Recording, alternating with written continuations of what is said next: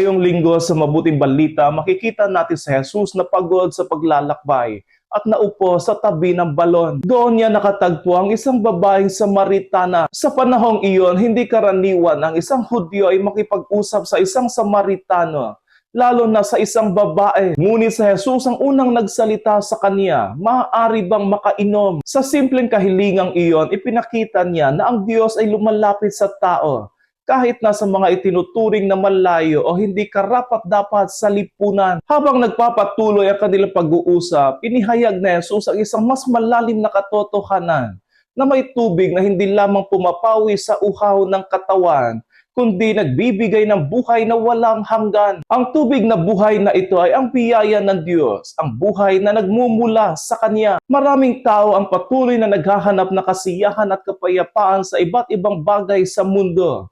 Ngunit tulad ng tubig sa balon, panandalian lamang ito na pumapawi ng uhaw. Ang tunay na makapupuno sa puso ng tao ay ang Diyos lamang. Sa pakikipag-usap na Jesus sa babae, ipinakita rin niya na kilala niya ang buong buhay nito, lalo na ang kanyang mga sugat, pagkukulang at nakaraan. Ngunit sa halip na hatulan, inalok niya ito ng bagong simula. Ito ang paraan ng Diyos. Hindi niya tayo nilalapitan upang ipahiya tayo, kundi upang baguhin at pagalingin ang ating buhay. Ang babaeng Samaritana ay nagbago pagkatapos ng kanyang pakikipagtagpo kay Jesus. Iniwan niya ang kanyang banga at nagmadaling pumunta sa bayan upang sabihin sa iba ang kanyang naranasan. Ang dating naghahanap lamang ng tubig ay naging saksi ng mabuting balita. Marami ang naniwala dahil sa kanyang patotoo. Mga kapatid, bawat isa sa atin ay may mga sariling balon kung saan hinahanap natin ang kahulugan ng ating buhay. Ngunit inaanyayahan tayo ni Jesus na lumapit sa Kanya,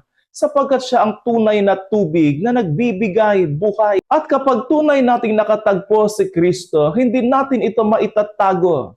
Kusang nagiging patotoo ang ating buhay sa iba.